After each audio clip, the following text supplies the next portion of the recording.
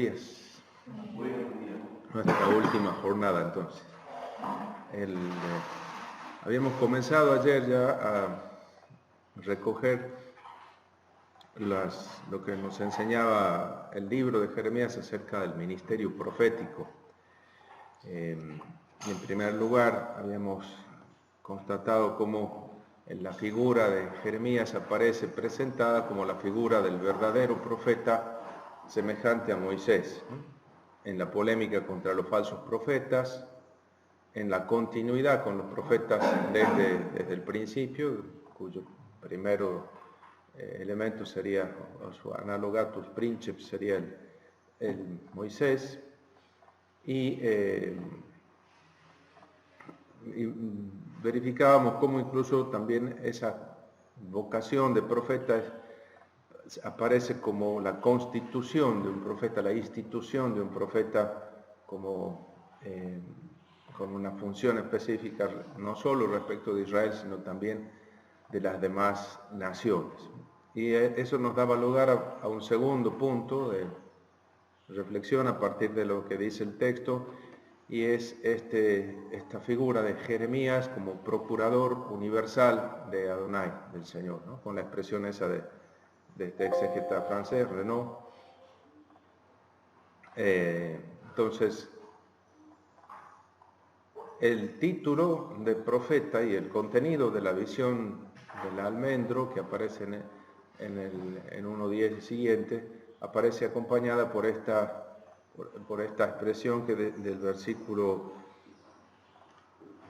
10, mira, en este día yo te constituyo en autoridad, y decíamos ayer cómo esta expresión se relaciona con la de la institución o constitución de Godolías como gobernador, y después también lo hemos visto incluso en el libro del Génesis respecto de José.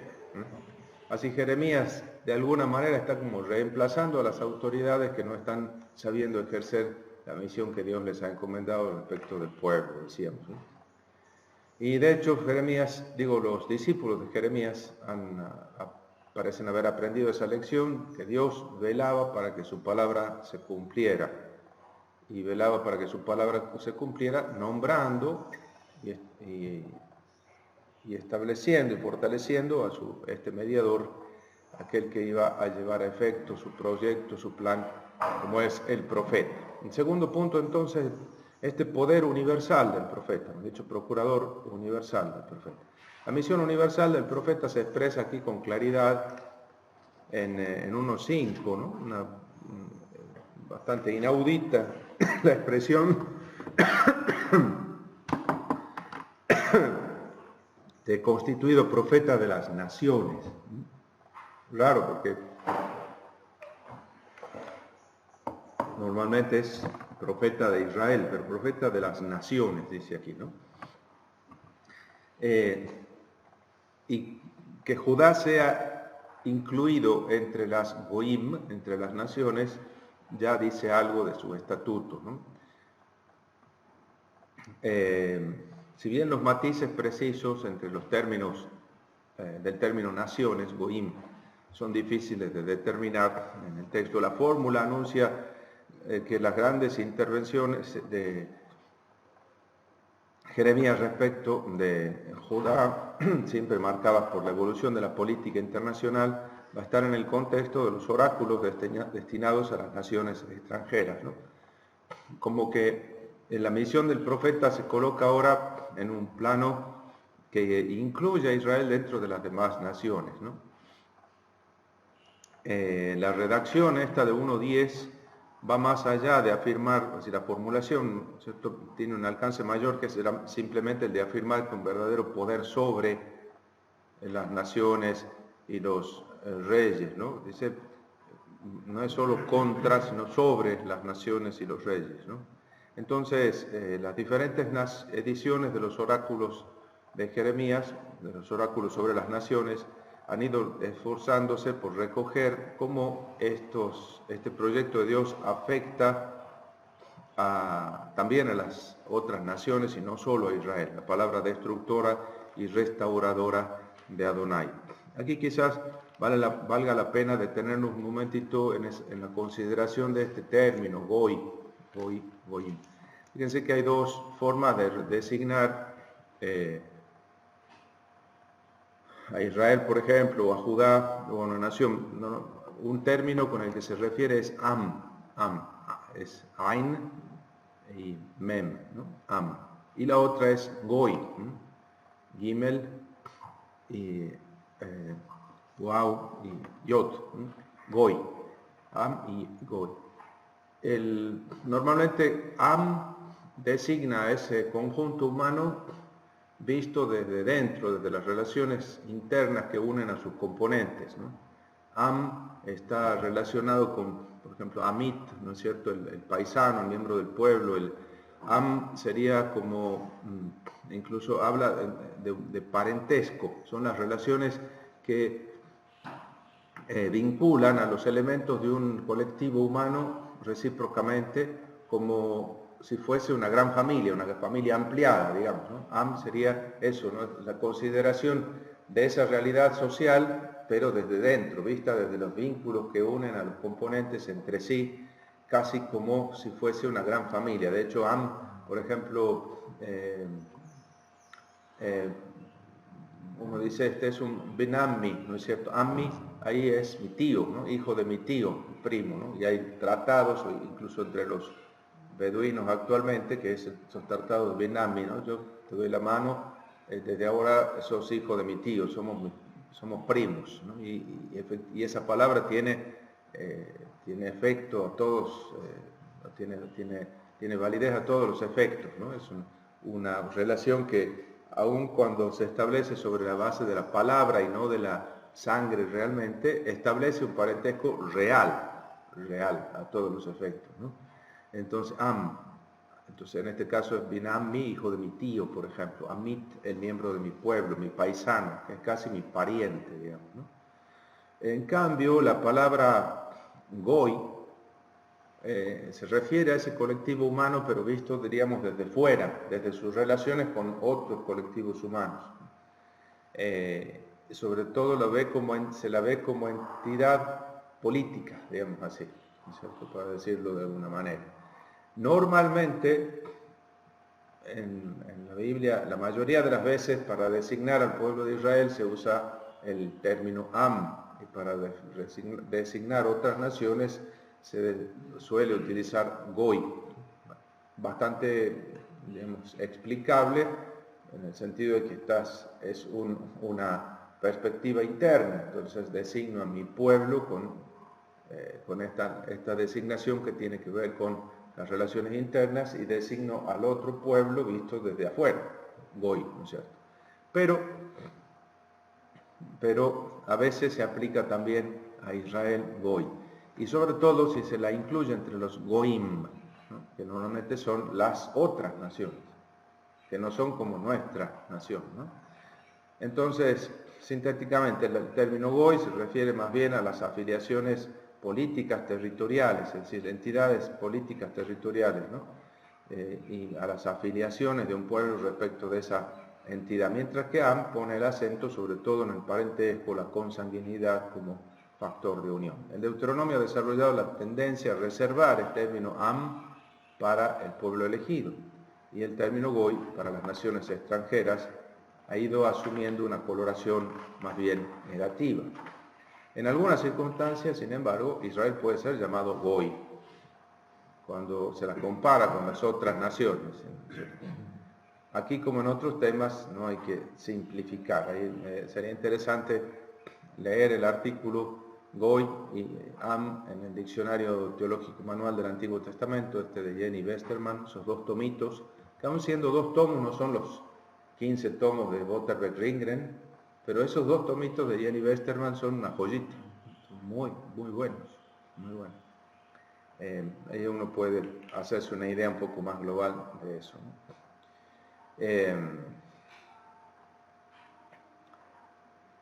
Esto va a ser interesante porque, bueno, la tradición deuteronomista, como otras tradiciones bíblicas, remiten a los lectores a la propia tradición de origen, ¿no? Y en la explicación estas tradiciones de origen, también la referencia a la constitución del pueblo de Israel, sobre todo en estas tradiciones que apelan al Éxodo, hacen una referencia constante a esta realidad de ser pueblo del Señor, ¿no? Si bien la expresión pueblo de Dios así como tal no aparece, la idea sí que se ve clarísima en todos los textos que refieren al origen de Israel, a su constitución a partir de la experiencia del Éxodo, ¿no? Una historia que marca su destino, un origen que orienta su futuro, ¿no? Entonces, siempre que se quiere fundamentar el proyecto social que Dios le ofrece a Israel, se remite al origen, ¿no? Es un proyecto social alternativo frente a las demás naciones, a las demás goim, entonces que lo constituye en un pueblo especial, ¿no? Una Goy Kadosh, una nación especial, santa, ¿no? Como su Dios es también santo, ¿no? Entonces, que incluso no es solo en la tradición deuteronomista, sino, por ejemplo, en el código de santidad, llamado así precisamente por la cantidad de veces que dice, sean santos como el Señor Dios de ustedes es santo, ¿no? En ese sentido de la palabra santo que hemos referido, ¿no?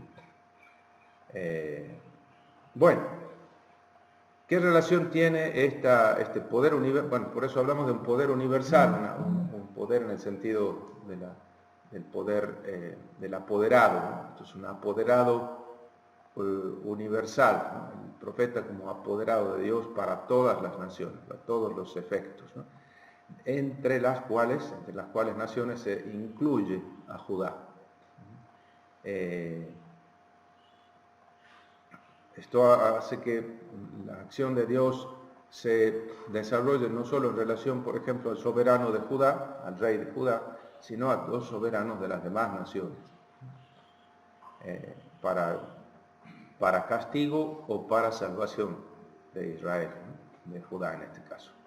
Entonces, el poder universal del profeta y la palabra escrita del profeta, ¿qué relación podemos establecer entre el poder universal del profeta y la escritura?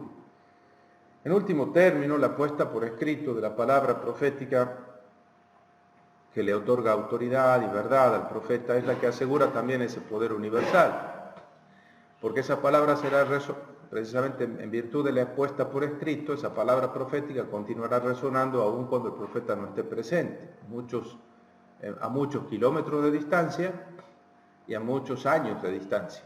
Entonces, superando las limitaciones del espacio y del tiempo en la que se concreta la existencia histórica de un profeta. La Escritura lleva su palabra profética mucho más allá de lo que su presencia física podría lograr. Más aún, la puesta por escrito tiene como decíamos la vez pasada, toda la apariencia de una muerte, digamos, ¿no es cierto? Decíamos, porque la palabra es una realidad viva y la escritura una especie de momificación de la palabra, ¿no es cierto? Hay un artículo interesante de Horacio Simián sobre la esclerosis de la palabra, ¿no es cierto? Cuando se solidifica la palabra. No me acuerdo si está en estudios bíblicos. No me acuerdo. Entonces, porque la palabra, digo, es una realidad viva y cuando se pone por escrito hay una especie como de rigidización, de solidificación de una cosa que es fluida, ¿no es cierto? De una momificación.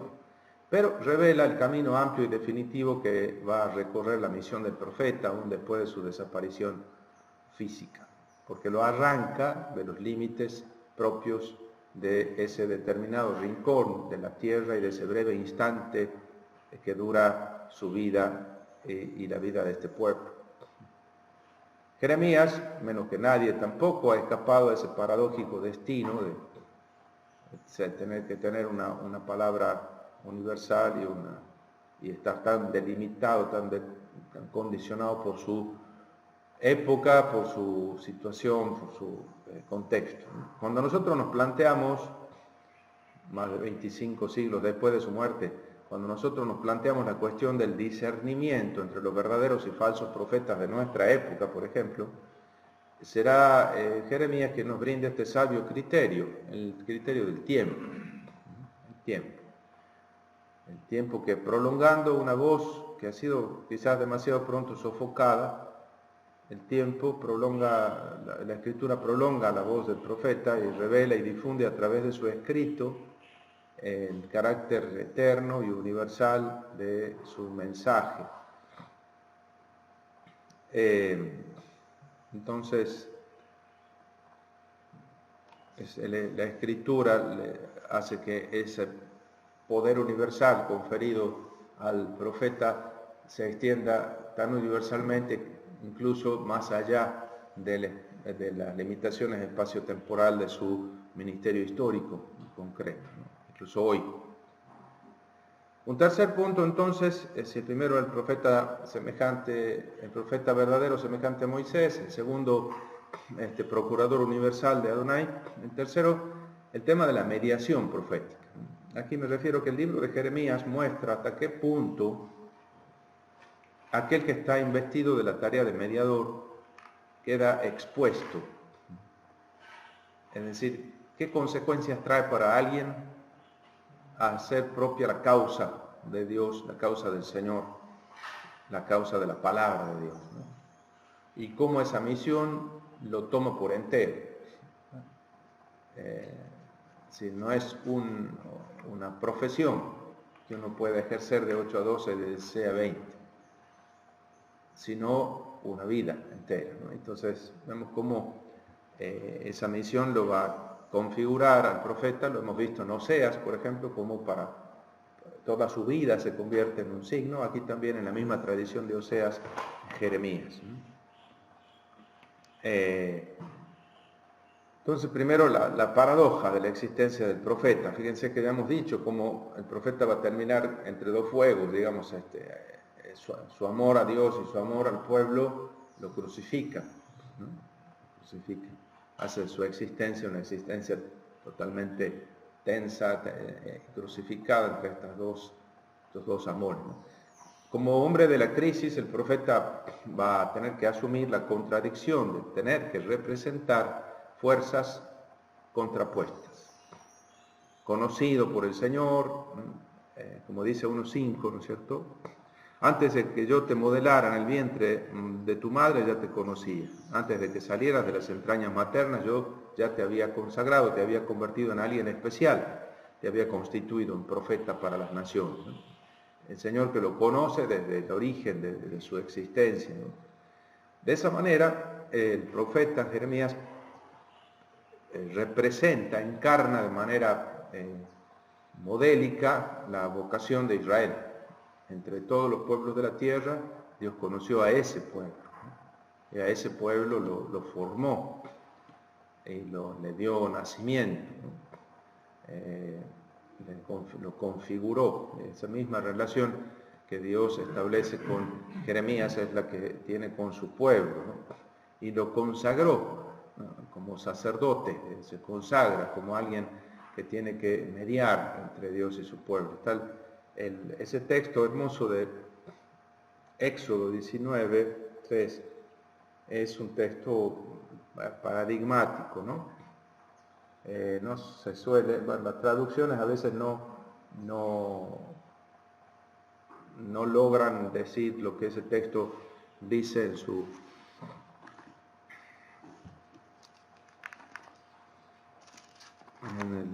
Habría que leerlo en el hebreo, ¿no es cierto? Dice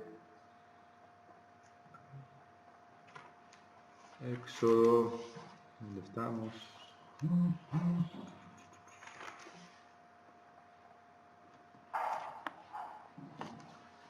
¿Dónde estoy? Espérate.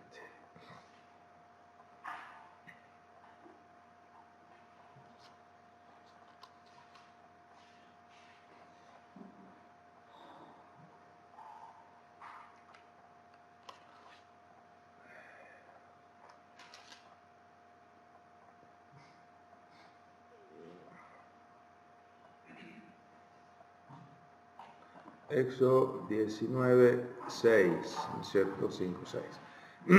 Ustedes vieron lo que, empezamos por el 4, lo que yo he hecho con los egipcios, cómo los he llevado a ustedes sobre alas de águila y los he traído hasta mí.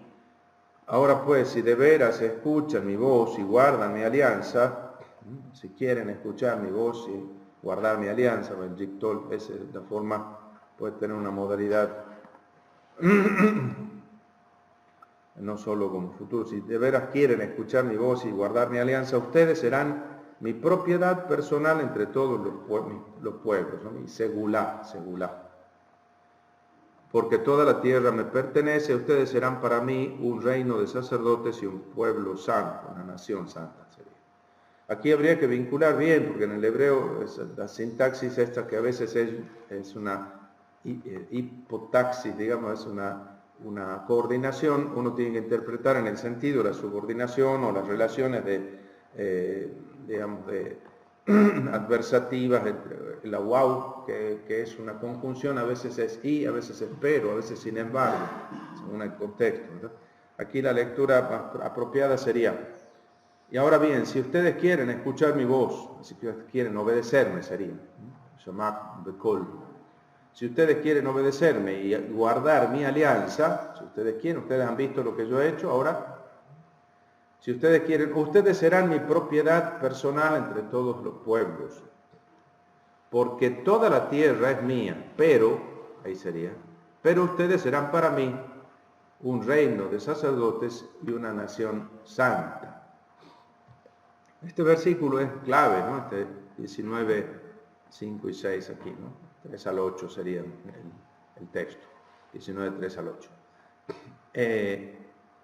Si ustedes quieren obedecerme y guardar mi alianza, ustedes serán mi segulá entre todos los pueblos, ¿no?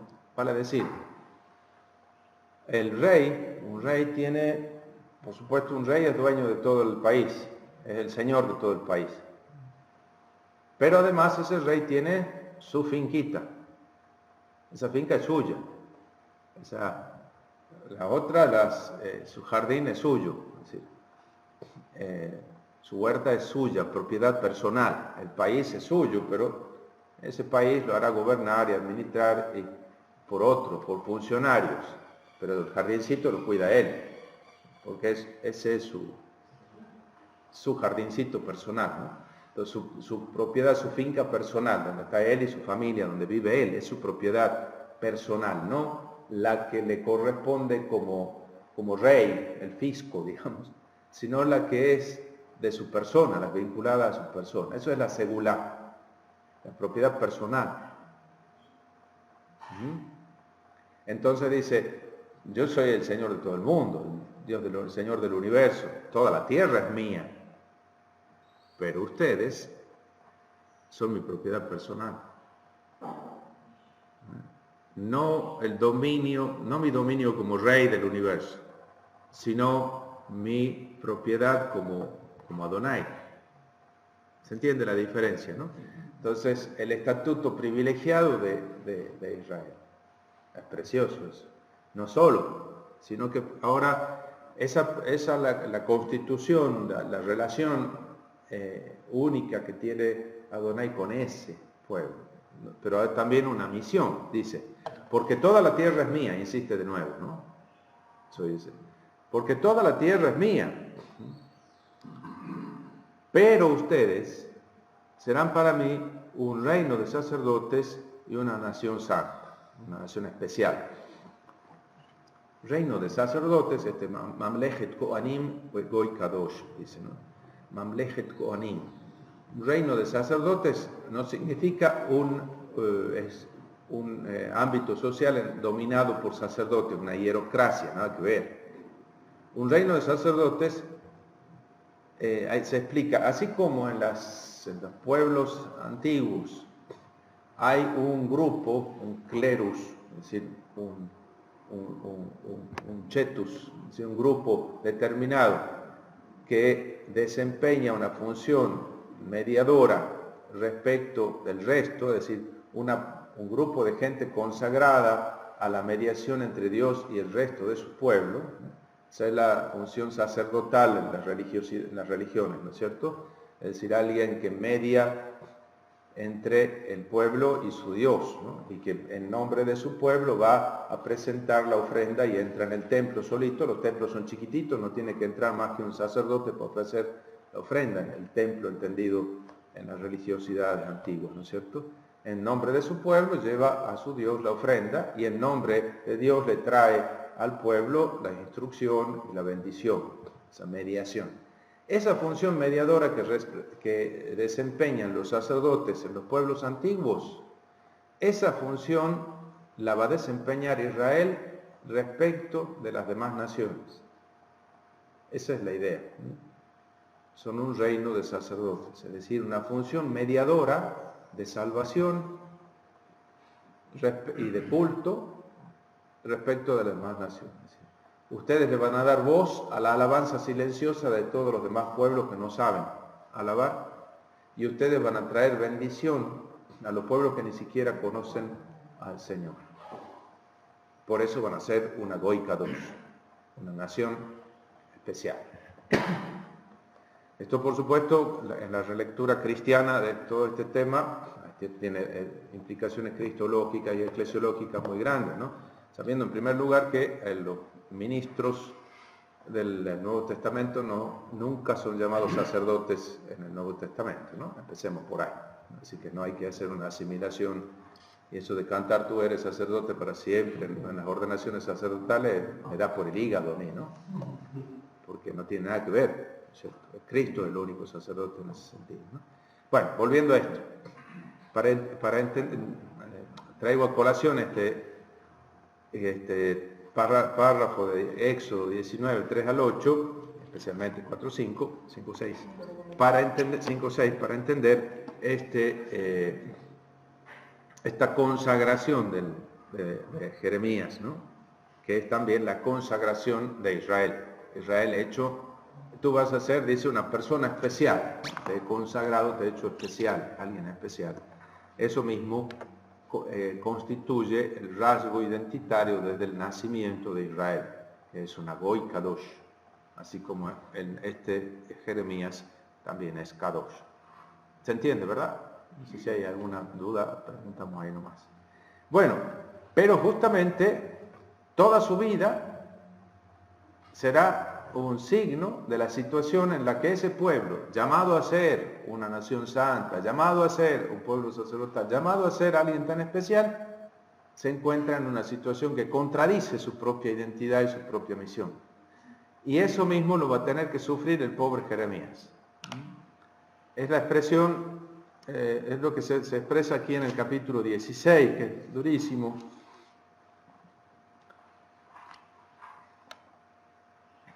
Extraño mi vieja Biblia subrayada de 40 años conmigo, que me robaron. La pobre Biblia destartalada, que no le va a servir a nadie, pero bueno.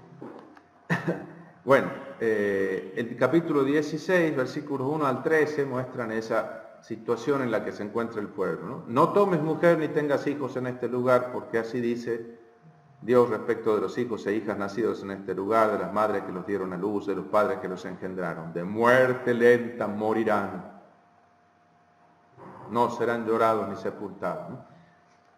Estos que son llamados a ser nación santa, bueno, al final terminarán siendo alimento de las aves del cielo y de los animales de la tierra, quedarán sembrados como estiércol sobre el campo. Madre mía, y son alguien consagrado al Señor, ¿no? No entres en casa donde estés en luto, no vayas a llorar, no llores con el que llora, no rías con el que ríe. Desolidarízate de esa gente, ¿no?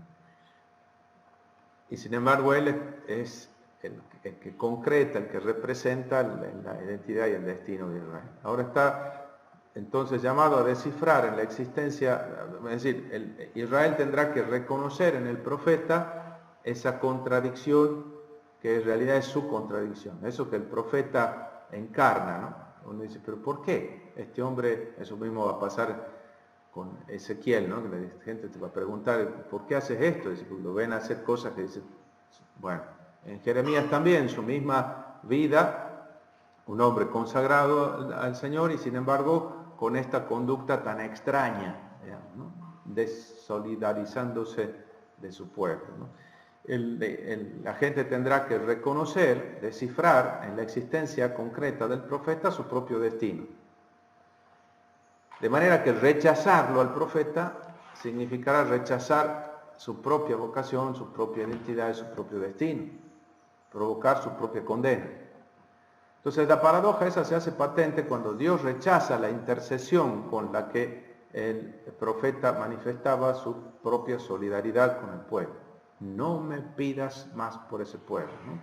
En 7:16, por ejemplo, o en 11:14.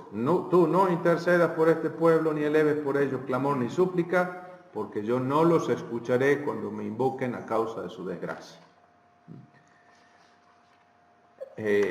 La solidaridad, la intercesión es natural para el profeta, que es totalmente solidario con su pueblo, ¿no?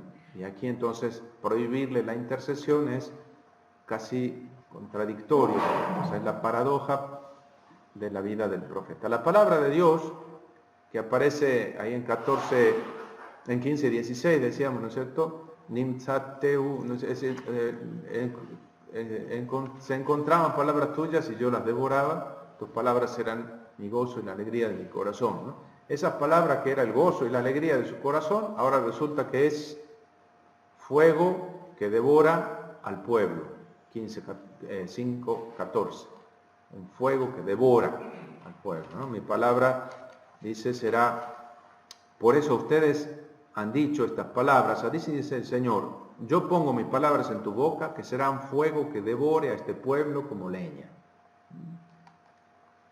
Entonces, no solo devora al pueblo, esa palabra de la que es portador Jeremías, es como un fuego que devora a la gente, sino que es un fuego que los devora por dentro, como está como dentro de sus huesos y los quema, ¿no?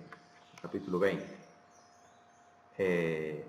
Así entonces el profeta está como crucificado entre esos dos amores, ¿no? Y encarna la identidad del pueblo de Israel, la misión del pueblo de Israel y al mismo tiempo la situación en la que se encuentra ese pueblo ahora.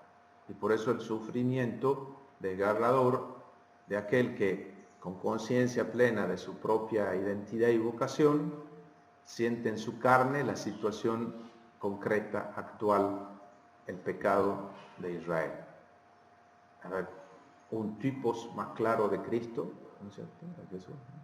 Es decir, el que encarna, Jesús es el verdadero Israel, ¿no es cierto? Es el hijo, fíjense cómo Mateo va recogiendo, ¿no? De Egipto llamé a mi hijo. Bueno, él es ese hijo, él es ese Israel de Dios, él es el que encarna toda la vocación y la misión de Israel y sin embargo tiene que cargar la cruz de la situación en la que se encuentra la humanidad y el pueblo actualmente, ¿no? Entonces la cruz de Cristo, que es el fruto de esta paradoja de su existencia humana, ¿no? El Hijo de Dios hecho carne, y hecho carne concreta, no la carne ideal salida de las manos de Dios en la creación, sino el Adán actual, es decir, esa carne, esa humanidad marcada por las decisiones libres y estúpidas del hombre. Bueno. Entonces, a ver, ya no me pierda. La paradoja entonces de la existencia del profeta mediador. Ahora, ¿cuáles serían las componentes de esta comunicación divina de la que es mediador Jeremías? Los discípulos de Jeremías han presentado muy claramente las dificultades históricas por las que atravesó la misión, el ejercicio de la transmisión de la palabra de Dios, ¿no? Este capítulo 35 aparece, ¿no? El diálogo con Adonai y el diálogo con el pueblo se le va complicando cada vez más al pobre Jeremías. No se hace entender por el pueblo y no termina de entenderlo a Dios, ¿no es cierto?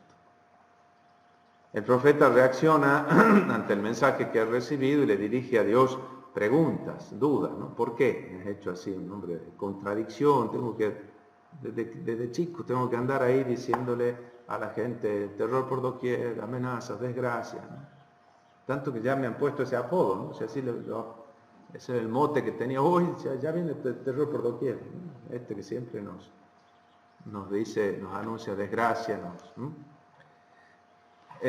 los procedimientos retóricos que hemos analizado, estos por ejemplo, las confesiones, llamadas así, y las acciones simbólicas, muestran que en su momento Jeremías se vio obligado a integrar en su discurso estos recursos, digamos, para hacerse entender, e incluso integrar en su discurso las mismas contestaciones de sus contemporáneos, es decir, las preguntas que él le pone a Dios son las que brotan de lo que él le escucha a la gente, es decir, que no, ¿por qué siempre estás anunciándonos desgracia? Entonces, ¿por qué, Señor, tengo que anunciarles desgracia? Es decir, es lo que le presenta a Dios, ¿no? Así el lenguaje profético queda marcado tanto por las dimensiones inéditas de la crisis que se está viviendo, como también por ese cambio de mentalidad que va desarrollándose también respecto de la relación con Dios, ¿no? Entonces aquí vamos a los sufrimientos del mediador, ¿no? Esta misión de mediador le va a acarrear dolor y sufrimiento, ¿no? Jeremías ha conocido el fracaso, la difamación, la burla, la amenaza de muerte, la prisión, el hambre, ¿no? Está ahí hundido en medio del barro, que no sabe si no se va a morir, ¿no es cierto? Hasta que por fin el Ebed-Melech se compadece, pero si no hubiera aparecido el Ebed-Melech ya tenía el barro hasta el cuello, ¿no? Entonces, su misión lo aislaba del resto de la gente. No estaban para nada seguros de que su calidad de profeta llegara a ser bien recibido por el pueblo, ¿no? Su calidad de profeta llegara a ser comprendida incluso, ¿no? Entonces se sentía aislado del resto, ¿no? Esta vocación suya lo aparta del resto que sigue como cuesta abajo en su rodada, ¿no?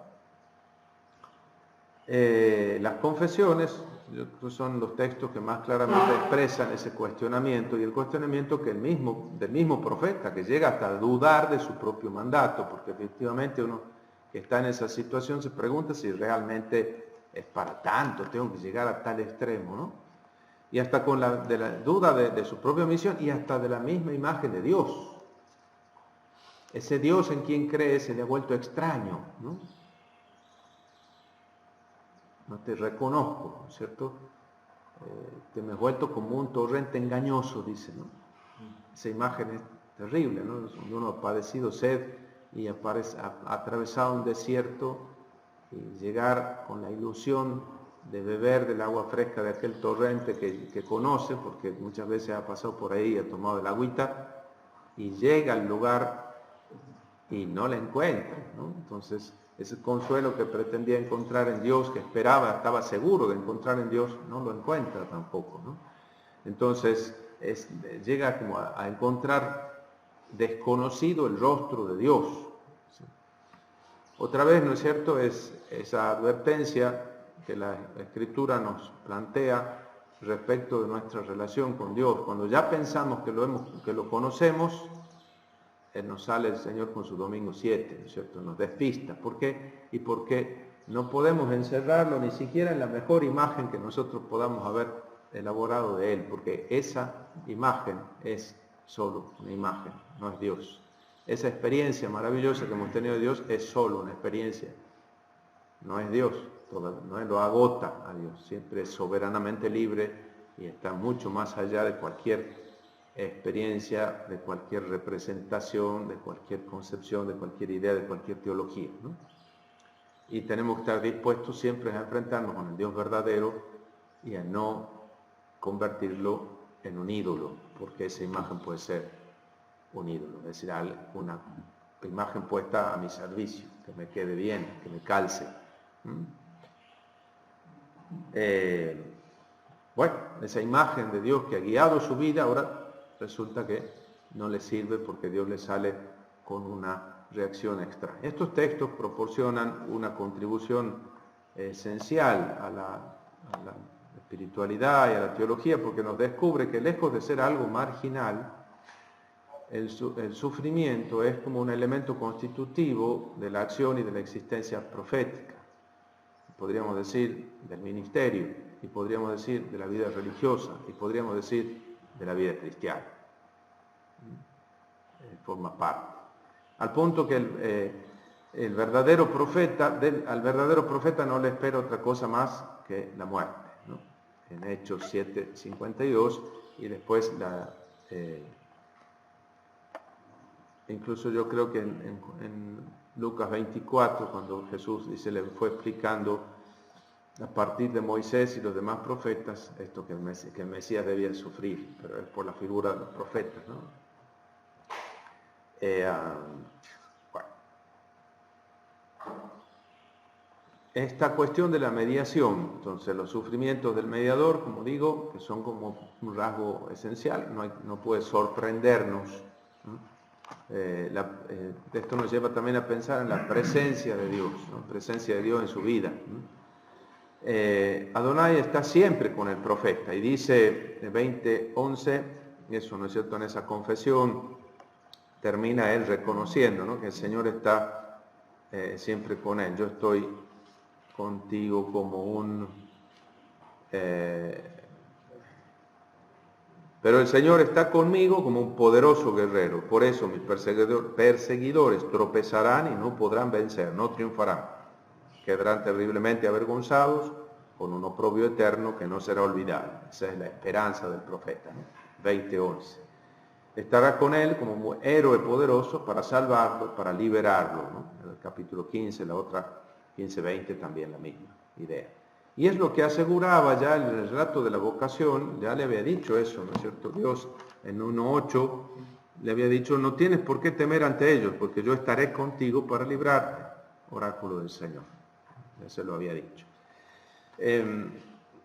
Fíjense que aquí está como comentado después por el redactor en 1:17 al 19, con un lenguaje más bien militar, ¿no? En cuanto a ti, ármate de valor, levántate y diles lo que yo te ordene. No les tengas miedo, no sea que yo te haga temblar ante ellos. Hoy te convierto en ciudad amurallada, columna de hierro, fortificación de bronce frente a todo el país, frente a los reyes de Judá, a sus príncipes, a sus sacerdotes, a los propietarios de la tierra, ¿no? Sí. Acorazado como una muralla, y sin embargo con toda la sensibilidad del profeta por dentro, ¿no? Entonces, Dios está siempre con él. Esta construcción quiere significar que se perfila una nueva imagen de Dios, ese Dios que parece dormido, pero que en realidad está permanentemente velando sobre sus designios para llevarlos misteriosamente a cumplimiento. El Señor que vela para cumplir su palabra, como vela el almendro para hacer aparecer sus brotes y sus flores apenas llegue a la primavera. De pronto entonces la misión y la predicación del profeta asumen un nuevo rostro, ¿no? En la figura del profeta, que ya ha desaparecido, los discípulos del profeta, los editores del libro, han descubierto la posibilidad de renovar su fe y su esperanza, ¿no? Entonces, a eso me refería cuando decía yo al principio que el profeta Jeremías es aquí, en el libro de Jeremías, un personaje literario elaborado en función de las necesidades de la comunidad de los discípulos, ¿no? En él encuentran ellos el reflejo de su identidad, que alimenta entonces su identidad. En él encuentran los discípulos estímulo para su esperanza, para encontrar luz en su relación con Dios, para incentivar su misión respecto del resto del pueblo, ¿no es cierto? Entonces es el mundo delante del texto, digamos, el profeta como una propuesta de vida para los lectores. lectores que han sido también glosadores y redactores de este libro, ¿no? Bueno, preguntas, comentarios, quejas, lamentos. Como dijo que le fue dando vuelta y se ve más la punta afilada del texto del profeta, como la teología como que afina más lo que... Claro, volvemos a los textos que ya habíamos presentado, pero ahora desde esta perspectiva, es decir, ¿qué dicen o qué nos dicen a nosotros, ¿no? Sí. Más cosas que ustedes quieran comentar. Hay también una pregunta, ¿no? Pero me parece que hay bastantes indicios de que puede ser así, de que este Jeremías, hecho profeta para las naciones, es también como un anticipo del servidor de Yahvé, que va a ser luz para las naciones y que también va a ser un servidor sufriente. Claro, sí. Hay mucho parentesco entre esos textos de Isaías y esta cuestión. Hay bastantes cosas escritas sobre eso, ¿no? Sí, efectivamente, el siervo es también esta misma figura. Y fíjense cómo en ese caso también es un personaje literario de Isaías, del segundo Isaías, que encarna la suerte de Israel, la identidad de Israel y la misión de Israel respecto de las demás naciones, ¿no? Entonces hay toda una interpretación colectiva que es muy válida y que deja abierta la posibilidad como perfil, como target, para que ese perfil o ese target sea asumido por una persona individual, histórica, como Jesús de Nazaret, ¿no? Pero que sigue quedando abierto y ofrecido como propuesta a todos los que aceptemos desempeñar esa misma misión, identificarnos con el siervo y aceptar esa misión, lo mismo aquí en Jeremías, efectivamente. Sí.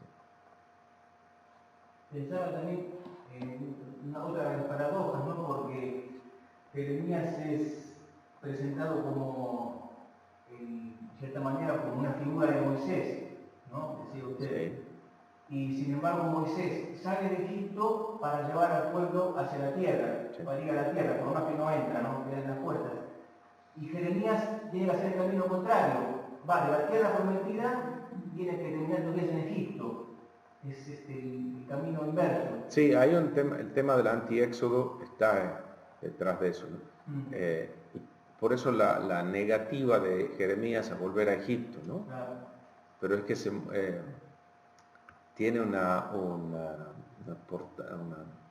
envergadura teológica también esa expresión. Es decir, claro, él no quiere, en los capítulos finales de esto, en que al final termina obligado él, Baruch y la gente que queda, con buena intención, digamos, Juan, hijo de Careach, lleva a toda esa gente para salvarla de las represalias de Nabucodonosor, se las lleva a Egipto. Dice, no tenemos que volver a Egipto. Volver a Egipto significa desandar el itinerario de la salvación, ¿no?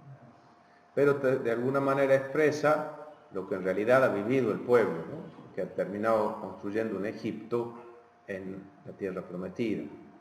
Es decir, ya habían vuelto a Egipto sin volver físicamente a él, socialmente, ideológicamente, políticamente ya habían vuelto a Egipto. Y no solo simbólicamente, sino que precisamente lo más probable es que precisamente sea sus alianzas con Egipto, que le hacían siempre querer rebelarse a Siria primero y a Babilonia después, las que llevaron a la ruina políticamente hablando. Egipto ha sido siempre su amenaza, pero en ese sentido. Sí.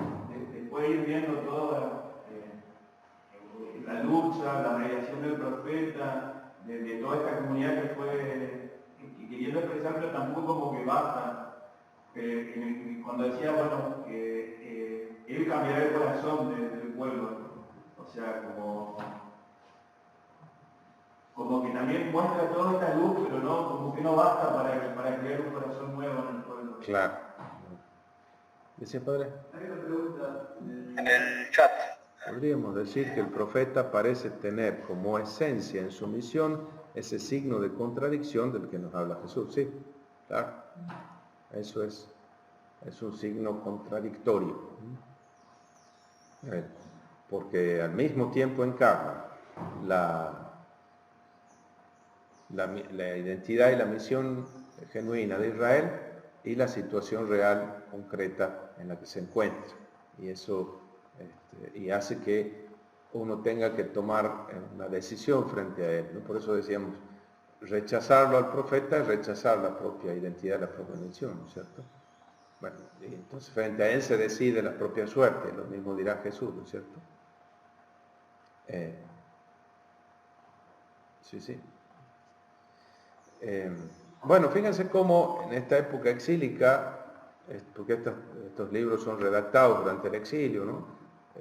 Sean cuantas fueran las redacciones sucesivas que ha tenido el libro, en Palestina ha sido redactado una o más veces, y fíjense la importancia duradera que el Israel del periodo exílico tiene, ¿no? Porque fíjense cómo no han ese grupo humano no ha rehuido a la catástrofe, a la historia catastrófica que han vivido. Han querido aprovecharla como una oportunidad para examinar su propio pasado, de releerlo teológicamente. Y ese ha sido un proceso doloroso, por supuesto, que se ha extendido durante 2 o 3 generaciones del exilio, pero que ha tomado mucho tiempo y que se ha hecho en distintos ámbitos, quizás en la misma liturgia, en las celebraciones, en las confesiones del pecado, que es el Salmo 44, 74, Lamentaciones 5, o en las asambleas públicas también, en esta especie de lamentaciones por la caída de la ciudad, ¿no? Lamentación 1, Lamentación 2, 4. Y en la recepción de los profetas preexílicos, cuya palabra ha sido reinterpretada, ¿no? Toda esta denuncia de los profetas dice, tenían razón, ¿no? Por eso han tenido el éxito que han tenido después los profetas, han sido canonizados, porque han sido reconocidos como voz auténtica, como advertencia auténtica del Señor, ¿no? Y textos que eran quizás conservados por pequeños grupos de seguidores de esas personas, han terminado siendo reconocidos efectivamente como palabra de Dios dirigida a todo su pueblo, ¿no? Y esto gracias en virtud de la reelaboración teológica, de la maduración de la fe que ha tenido lugar en ese periodo exílico para Israel, ¿no?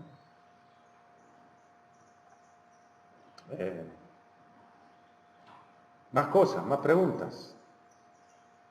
¿O alguna otra? Yo tengo una, pero escapa del libro. Ajá.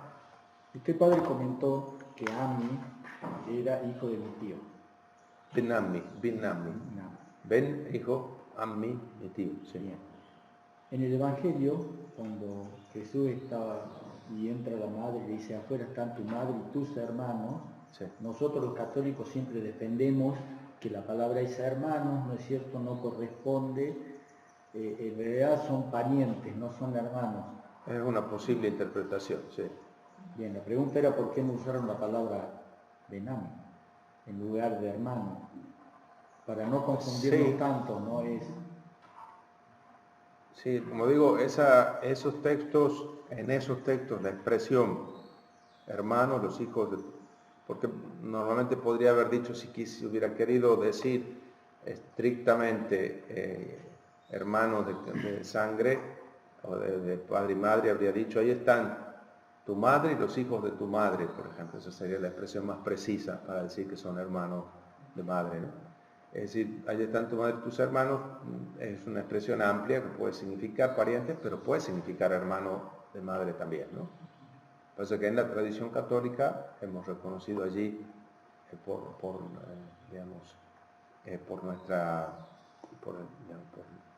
la fe en la virginidad perpetua de María, hablamos de eso, ¿no?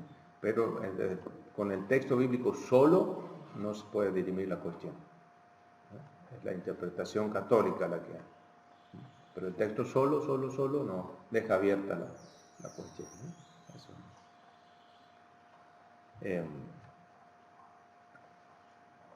Entonces, ¿más preguntas? Me quedaba ahí como planchado. Esto, interesantísimo, me parece a mí todo el proceso de la teología exílica, ¿no? Es decir, cómo la catástrofe no los ha aniquilado, sino que el pueblo de Israel ha renacido de sus cenizas, ¿no? Y ha sido precisamente la palabra de Dios la que les ha iluminado y les ha hecho descubrir el sentido de su propia interpretación, ¿no? Aquí no han silenciado sus propios errores, digamos, no han visto que hay una dificultad que tenemos para reconocer nuestras propias faltas y la responsabilidad que tenemos respecto de las catástrofes, y sin embargo ellos no lo han rehuido, ¿no? Entonces han señalado los culpables y se han reconocido culpables, y esa es una actitud muy saludable porque les ha permitido salir adelante, ¿no es cierto? Salir adelante. Bueno, ahí las distintas versiones, distintas corrientes teológicas han ido ofreciendo explicaciones y han ido ofreciendo también vías de salida de esa situación y posibles estrategias de supervivencia y de reconstrucción de la identidad nacional, sin negar el desastre, pero ofreciendo elementos para elaborar el trauma. Muy bien, si quieren hacemos una pausa ahora y retomamos dentro de media hora.